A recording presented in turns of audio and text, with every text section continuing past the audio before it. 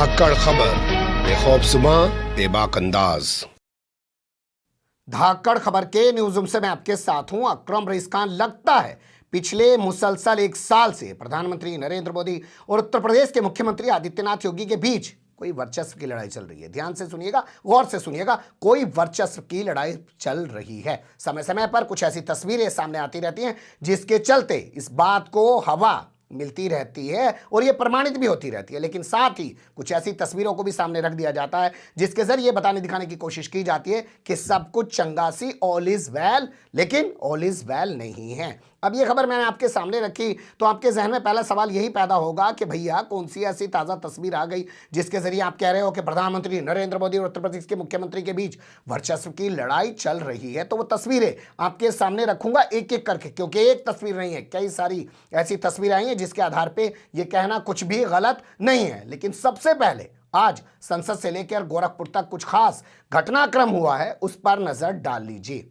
देखिए, घटनाक्रम से जुड़ी तस्वीरें आपके सामने रखूं उससे पहले मुझे लगता है कुछ चीजों पर गौर कर लीजिए। उत्तर प्रदेश समेत 5 राज्यों में अगले साल चुनाव है और उत्तर प्रदेश से ही दिल्ली का रास्ता भी आता है। सबसे ज्यादा लोकसभा सीटें यही हैं। 2014 में बीजेपी ने अपने दम पर 71 और सहयोगी के दम पर 73 सीटें जीती थी और 2019 में बीजेपी ने अपने दम पर 64 सीटें जीत ली थी। लेकिन लगता है बीजेपी को कि अगर 2022 में दोबारा से उत्तर प्रदेश के अंदर विधानसभा में बीजेपी नहीं आ पाई, वहां पे उसकी सरकार नहीं बन पाई, तो 2024 में 2014 और 2019 का इतिहास नहीं दोहरा पाएगी और वो सत्ता से बाहर हो जाएगी। इसलिए सारा फोकस उत्तर प्रदेश पर लगा दिया है। उत्तर प्रदेश इसलिए भी महत्वपूर्ण है क्योंकि प्रधानमंत्री भी यहीं से आते हैं, राष्ट्रपति भी यहीं से आते हैं और यहीं पे बनाए जा रहे राम मंदिर के नाम पर भाजपा पूरे देश के अंदर अपनी हिंदुत्व वाली राजनीति को आगे बढ़ा रही है। तो इसीलिए लगता है प्रधानमंत्री नरेंद्र मोदी कुछ ज्यादा ही डरे हुए हैं। तो आपके सामने पहली तस्वीर जो संसद से हमारे पास आई है। आज गोरखपुर आने से पहले प्रधानमंत्री नरेंद्र मोदी ने अपने जो भारतीय जनता पार्टी है उसके संसदीय दल की एक मीटिंग ली। अखबारों में जो खबरें छपी हैं, जो तमाम पोर्टल पे खबरें छपी हैं, जो तमाम भोपू मीडिया और उसके दलाल चाटुकार दंगाई पत्रकार खबर चला रहे हैं, उसी के मुताबिक आपको हम बता रहे हैं। कहा गया है कि जो सांसद संसद का शीतकालीन सत्र चल रहा है उसमें नहीं आ रहे हैं, उनको जमकर फटकार लगाई है प्रधानमंत्री नरेंद्र मोदी ने। कहा है कि ऐसा ना हो कि वो संसद आने लायक ही न रहे। यानी जो सत्यपाल मलिक मेघालय के राज्यपाल कह रहे थे कि अगर कृषि कानून वापस नहीं लिए गए और किसान आंदोलन ऐसा ही चलता रहा तो संसद में भाजपा के लोग ढूंढने पड़ेंगे कि कहाँ को भाजपा का आदमी बैठा है। तो वो डर शायद प्रधानमंत्री को लग रहा है और उसी के चलते उन्हें अपने सांसदों को जमकर फटकार लगाई और उन्हें कहा है कि जब भी संसद का सत्र चले तो वो अपनी उपस्थिति संसद के अंदर रखें। तो ये डर दिखा रहा है। अब इसके अलावा दूसरी एक तस्वीर जो है वो आई है हमारे पास गोरखपुर से। गोरखपुर में आप जानते हैं आज खाद कारखाने का उद्घाटन, शिलान्यास जो भी आप कहें वो किया गया। इसके अलावा वहां पे एम्स का उद्घाटन, शिलान्यास जो भी आप कहें, लोकार्पण वो किया गया है। इस मौके पर जब मंच पे चढ़े प्रधानमंत्री नरेंद्र मोदी तो उन्होंने पहली लाइन जो कही वो सुन लीजिए। जब मैं मंच पे आया तो मैं सोच रहा था ये भीड़ है, वो यहां नजर भी नहीं पहुंच रही। लेकिन जब उस तरफ देखा तो मैं हैरान हो गया, इतनी बड़ी तादाद में लोग। और मैं नहीं मानता हूं शायद उनको दिखाई भी नहीं देता होगा, सुनाई भी नहीं देता होगा। इतने दूर दूर लोग झंडे हिला रहे हैं।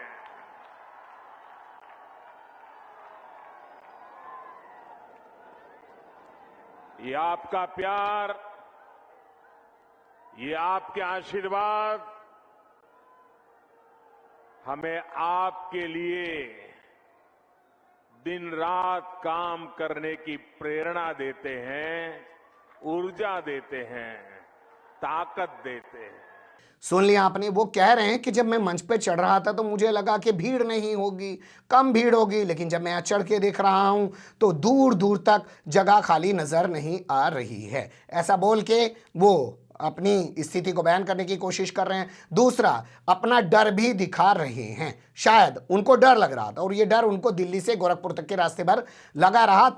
इसी के चलते जो पहला शब्द उनकी जबान से निकला वो ये कि जब मैं स्टेज पे चढ़ रहा था, आदमी को वैसे ही पता चल जाता है जी भीड़ जुटी हुई है नहीं जुटी हुई है, क्या मंच पे चढ़ के पता चलता है कि भीड़ है कि नहीं है। लेकिन एक तस्वीर और उभरी है, वो भी आप देख लीजिए। प्रधानमंत्री नरेंद्र मोदी के इस प्रोग्राम में सिर्फ भारतीय जनता पार्टी के मुख्यमंत्री या उप मुख्यमंत्री या दूसरे उप मुख्यमंत्री या इसके अलावा और मंत्री या और पार्टीगण नेता ही मौजूद नहीं थे। एनडीए यानी कि नेशनल डेमोक्रेटिक अलायंस में शामिल जितनी भी पार्टियां हैं जो उत्तर प्रदेश में इनके साथ गठबंधन में चुनाव लड़ रही हैं वो भी मौजूद थी। यकीन नहीं आ रहा, प्रधानमंत्री की जुबानी खुद सुन लीजिए। मेरे साथ मंच पर उपस्थित उत्तर प्रदेश की राज्यपाल श्रीमती आनंदीबेन पटेल जी, उत्तर प्रदेश के यशस्वी कर्मयोगी मुख्यमंत्री योगी आदित्यनाथ जी,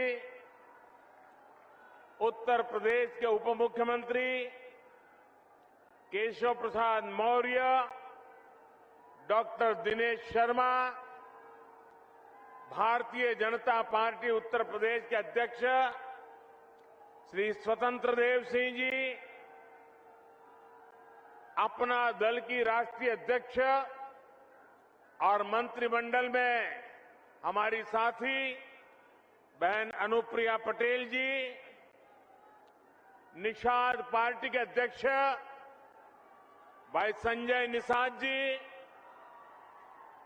मंत्रिमंडल में मेरे सहयोगी श्री पंकज चौधरी जी, उत्तर प्रदेश सरकार के मंत्री श्री जयप्रताप सिंह जी, श्री सूर्य प्रताप शाही जी, श्री दारा सिंह चौहान जी, स्वामी प्रसाद मौर्य जी, उपेंद्र तिवारी जी, सतीश द्विवेदी जी, जयप्रकाश निषाद जी, राम चौहान जी, आनंद स्वरूप शुक्ला जी, संसद में मेरे साथीगण, यूपी विधानसभा और विधान परिषद के सदस्यगण।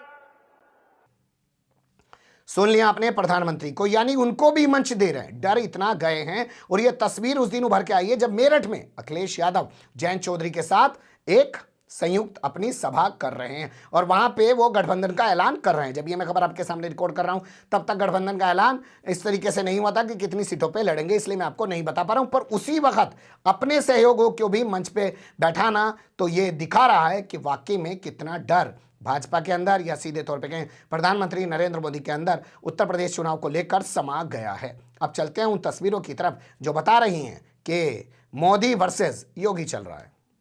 ये पहली तस्वीर है। कल की ये तस्वीर उभर के आई। प्रधानमंत्री नरेंद्र मोदी ने केशव प्रसाद मौर्य को दिल्ली बुला लिया, या यूं कहें केशव प्रसाद मौर्य दिल्ली मिलने चले गए और प्रधानमंत्री नरेंद्र मोदी ने संसद के अंदर उनसे मुलाकात की। सोचिए, आजकल हंगामा मचा हुआ है संसद में।